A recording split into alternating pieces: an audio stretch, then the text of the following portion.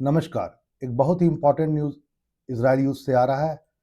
News यह है कि इज़राइल अब शायद सीज़ फायर कर दे, युद्ध विराम की घोषणा कर दे और युद्ध विराम की घोषणा में अमेरिका और फ्रांस यह दोनों शामिल हैं इज़राइल को मनाने में कि यह युद्ध विराम हो जाए। क्या है पूरी बात? ज़रा देखते हैं। बीबीसी ने भी इसको कवर किया है। इज़राइल और हिज़बुल्लाह के बीच थमी युद्ध, कितना प्रभावी होगा युद्ध विराम? वहीं हिंदुस्तान टाइम्स ने कहा Israel Hezbollah accepted ceasefire proposal bye US, France. Joe Biden ने ऐसी बातें कही है। क्या है पूरी बात? ज़रा देखा जाए। बात यहाँ पर यह है कि जो बाइडेन ने बाकायदा इसकी अगुवाई करते हुए, युद्ध विराम की अगुवाई करते हुए कहा है कि जो ईरान समर्थित हथियारबंद समूह हिज़बुल्लाह है, उसके बीच, दोनों के बीच में अब समझौता होने की घोषणा की गई है। 13 महीने से ऊपर का युद्ध चल रहा था, आपको पता ही होगा। और वाजिब है कि अमेरिका और फ्रांस के संयुक्त बयान में यह कहा गया है, क्योंकि बीच में फ्रांस भी इसमें खड़ा था, कि इस समझौते के बाद लेबनान में जंग रुक जाएगा और इज़राइल जो बाकायदा हिज़बुल्लाह के नाम पर लेबनान में जो अटैक कर रहा था, वो इसको रोक देगा और हिज़बुल्लाह भी अपने आतंकवादी काम को रोक देगा। यानी सिंपल कहा जाए कि अब एक तरह से आतंकवादी संगठनों का जो घटना है या जो खतरा है, वो ईरान पर टलेगा, सॉरी इज़राइल पर टलेगा। यहाँ पर एक बात और भी ध्यान रखें, ये भी कहा गया कि हिज़बुल्लाह और अन्य आतंकवादी संगठन, यहाँ पर ध्यान रखेंगे, ये बात कहा गया, हिज़बुल्लाह और अन्य आतंकवादी संगठन के हमले का खतरा टल गया, यानी कि बातें और भी ज़्यादा डीप हो सकती है। आगे देखते हैं, आगे और क्या बातें हैं, ज़रा इसको देख लिया जाए।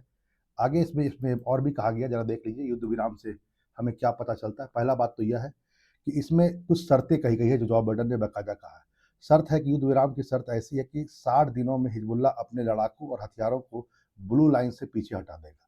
ब्लू लाइन आपको बेसिकली मैं बता दूं, ब्लू लाइन जो है वो बेसिकली ईरान और सॉरी इसराइल और हिजबुल्लाह के बीच में है, लेकिन यह एकदम यदि कहा जाए एक्यूरेट इंटरनेशनल लाइन नहीं है। एक तरह से दोनों देश जहाँ तक अपने आप को अपना अधिकार क्षेत्र मानते हैं, उसको ब्लू लाइन मान लिया गया। जैसे कि भारत और पाकिस्तान के बीच में जो लाइन है, लाइन ऑफ कंट्रोल, आपको पता होगा जो है, या लाइन ऑफ एक्चुअल कंट्रोल जो चीन के साथ में है, एक कंट्रोल मान लिया गया है। इंटरनेशनल लाइन तो बिल्कुल नहीं है, लेकिन फिर भी आधिकारिक लाइन नहीं होने के बावजूद भी मान लिया गया है कि हिजबुल्लाह जो है और जो इसराइल है, वह इन दोनों लाइनों का सम्मान करेंगे और हिजबुल्लाह जो है 60 दिनों के अंदर में अपने लड़ाकों को, हथियारबंदों को ब्लू लाइन से पीछे कर देंगे। ठीक है, ये अब जैसा कि मैंने आपसे कहा, ये दोनों देशों के बीच अनधिकारिक सरहद है, मतलब ऑफिशियल नहीं है। ठीक है, इस बात को आप जानेंगे। इसमें समझौते के मुताबिक और भी कहा गया है कि हिजबुल्लाह के लड़ाके, आपको पता होगा हिजबुल्लाह लेबनान के कोई सैनिक नहीं है, उग्रवादी संगठन है। तो हिजबुल्लाह के लड़ाके जो है वो लेबनान के सैनिक जो होंगे उसकी जगह लेंगे। ठीक है, और लेबनान के सैनिक ये सुनिश्चित करेंगे कि हिजबुल्लाह इंफ्रास्ट्रक्चर या हथियार वहाँ पर किसी प्रकार का न बनाए, सभी को वो नष्ट किया जाएगा, हटाया जाएगा। ऐसी बात कही गई है समझौते में। कुछ और बातों को देखते हैं और क्या कहा गया है।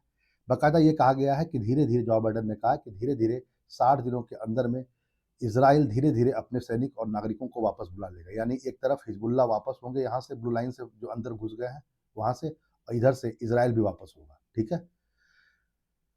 और इस ढंग से क्या होगा, और ये भी कहा गया कि सरहद के आसपास जो लोग चले गए हैं वो अपने घर दोबारा लौट सकेंगे। इस कारण से, जो युद्ध हो रहा था उसके कारण से, जो सरहद के आसपास में लोग भटक गए थे, चले गए थे कहीं और, वो आएंगे। कुछ बातें और भी कही गई है बीबीसी के द्वारा, जरा देख लिया जाए। कहा गया है कि लेबनान सैनिक जगह लेंगे हिजबुल्लाह का, जहाँ पर हिजबुल्लाह है। 5000 सैनिक के बारे में बात की गई है कि दक्षिण क्षेत्र में जो बॉर्डर पड़ता है, वहाँ 5000 सैनिक हिजबुल्लाह के तैनात होंगे, सॉरी लेबनानी सैनिक तैनात होंगे, हिजबुल्लाह के सैनिकों की जगह लेंगे, या मैं कहूँ हिजबुल्लाह आतंकवादियों की जगह लेंगे। यहाँ पर कुछ और बातें भी हम लोग देख लेते हैं, वो यह है कि क्या यह सस्टेनेबल रहेगा, क्या यह बन पाएगा? क्योंकि लेबनान में कई धार्मिक समूह बटे हुए हैं और इस बात की बहुत आशंका है कि ये आपस में न उलझ जाएं, क्योंकि यदि आपने युद्ध विराम किया है, जो लेबनान ने युद्ध विराम किया है, या हिजबुल्लाह और क्या कहता है इसराइल के बीच जो युद्ध विराम हुआ है, इसमें सभी लोग मान जाए, क्योंकि कई कट्टरपंथी समूह हैं जो हिजबुल्लाह से अलग भी हैं, जो शायद ना माने। ठीक है, तो इस बात को जान लें कि ये केवल और केवल समझौता जो हुआ है वो हिजबुल्लाह और ईरान के बीच हुआ है, सॉरी हिजबुल्लाह और इसराइल के बीच हुआ है। लेकिन जो और अन्य लेबनान में कट्टरपंथी संगठन है, क्या वो इस बात को मानेंगे? कहीं उलझ न जाएँ और पता लगा सीज़ फायर ना होकर के केवल एक युद्ध विराम का थोड़ा-सा समय हो जाए।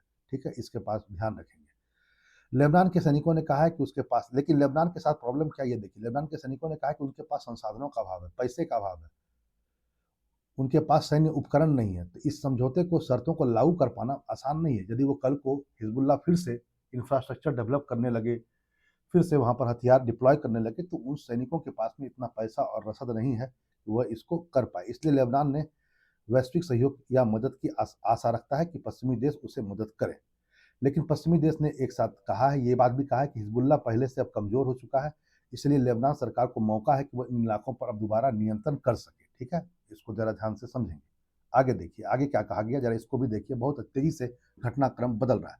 यहाँ पर ध्यान रखेंगे, युद्ध विराम की जो निगरानी की बात की जा रही है, तो कौन करेगा निगरानी? इसमें एक बात ध्यान रखेंगे, यह समझौता जो है 2006 में जो ईरान और हिजबुल्लाह के बीच में हुआ था, जिससे अंत हुआ था, क्योंकि इससे पहले भी हिजबुल्लाह और इज़राइल के बीच युद्ध हुआ था, युद्ध विराम हुआ था। इस समझौते और युद्ध विराम में जो समझौता कराया था, इसमें सबसे बड़ी भूमिका जो थी संयुक्त राष्ट्र परिषद की थी।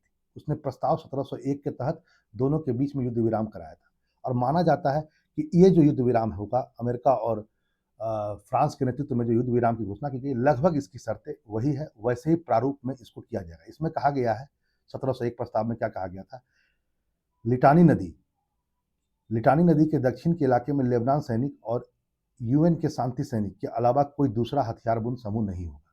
मतलब ये नदी मान लेते हैं, लिटानी नदी है, ये ब्लू लाइन है, ये ब्लू लाइन है मान लेते हैं, ये लिटानी नदी है, थोड़ा इससे ऊपर लेबनान में। तो इस क्षेत्र में, क्योंकि इसको मान लिया गया है कि इसमें अब कोई ब्लू लाइन से के आसपास अब कोई नहीं आ सकता है, ठीक है? ना हिजबुल्लाह के सैनिक इसको पार कर सकते हैं, ना इजराइल के सैनिक इसको पार कर सकते हैं। लेकिन कहा गया कि ब्लू लाइन से इसको दूर किया जाए। तो यहाँ पर जो 1701 का प्रस्ताव था, इसमें एक नदी थी, लेटनी नदी। बोला गया था कि लेटनी नदी के दक्षिण के इलाके, यानी कि इधर के इलाके में केवल 2 टाइप के सैनिक होंगे, लेबनानी सैनिक होंगे और यूएन के शांति सैनिक होंगे। दूसरा कोई हथियारबंद समूह, यानी ना इजराइल होगा और न ही हिजबुल्लाह होगा, ठीक है? लेकिन सच्चाई ये है कि दोनों पक्षों ने इसको हमेशा उल्लंघन किया है। इजराइल भी कभी इसको पार कर जाए, कभी ये इसको पार कर जाए, दोनों ने। हिजबुल्लाह ने भी इसकी उल्लंघन किया है और व्यापक पैमाने पर, और इजराइल ने भी इसका उल्लंघन किया है सुरक्षा के नाम पर, कि हम पर वो अटैक करते रहते हैं। आगे देखते हैं और क्या बातें हैं, ज़रा देखा जाए। बाकायदा जान लीजिए कि इस बार जो अमेरिका और फ्रांस का मौजूदा जो व्यवस्था है, ये त्रिपक्षीय व्यवस्था में शामिल हुए हैं, क्योंकि इसमें ये इजराइल भी है, फ्रांस भी है और ईरान भी है, ठीक है? इस त्रिपक्षीय तंत्र में संयुक्त राष्ट्र, अंतरिम बल, लेबनान और इजराइल तीनों शामिल हैं, जरा इसको भी ध्यान रखेंगे। यानी समझौता भी 3 पक्षों ने मिलकर किया गया है, और त्रिपक्षीय तंत्र इसको पूरा निगरानी करेंगे या देखेंगे, जिसमें संयुक्त राष्ट्र का जो शांति बल है वो होगा, लेबनान होगी, और इजराइल भी देखेगा कि ब्लू लाइन को क्रॉस हो रहा है कि नहीं हो रहा है। जिम्मेदारी कौन लेगा, जरा देख लिया जाए। यहाँ पर बाकायदा ये कहा गया है कि अमेरिकी सैनिक वहाँ नहीं होंगे, इस इलाके में एकदम साफ कर दिया गया है। लेकिन वो लेबनानी सैनिक का सहयोग करेंगे ताकि निगरानी हो सके, जो स्टेटस लाया गया है वह बरकरार रहे। फ्रांस ने भी कहा है कि हम लेबनान को मदद करेंगे, सीधा हस्तक्षेप नहीं करेंगे, ठीक है? इस बात को भी ध्यान देखें। बाइडेन ने इजरायली चिंता का भी जिक्र किया है, हिजबुल्लाह के आतंकवादियों को दक्षिण लेबनान में किसी भी तरह से निर्माण की अनुमति नहीं होगी, ऐसा बात कहा गया, और एक तरह से विश्वास में लिया गया है इजराइल का। इजराइल ने क्या कहा है, जरा इसको देखा जाए। इजराइल ने अपना एक तर्क दिया है, जरा देख लिया जाए, सोचा जाए।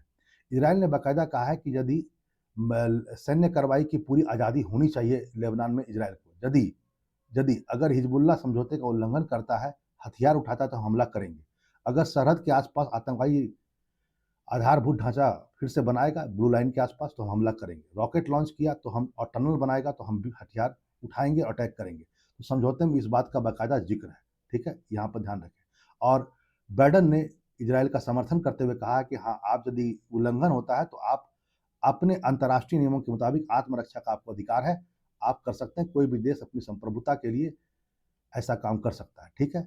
चलिए, आपने देखा कि इतने दिनों से चलता हुआ एक युद्ध अंततः एक सुखद अंत की ओर बढ़ रहा है, और एक लंबा युद्ध, जो यूक्रेन का तो नहीं कह सकते हैं, लेकिन इजराइल के परिप्रेक्ष्य में जरूर कहा जा सकता है कि 13 महीनों से चल रहा युद्ध, जो हिजबुल्लाह के साथ हो रहा था, खासकर मैं हिजबुल्लाह की बात कर रहा हूँ, लेबनान बॉर्डर पर, उसमें युद्ध विराम की एक प्रकार से घोषणा हो गई है, और जो बाइडेन ने इस पर एक प्रकार से मुहर लगा दी है फ्रांस के नेतृत्व में।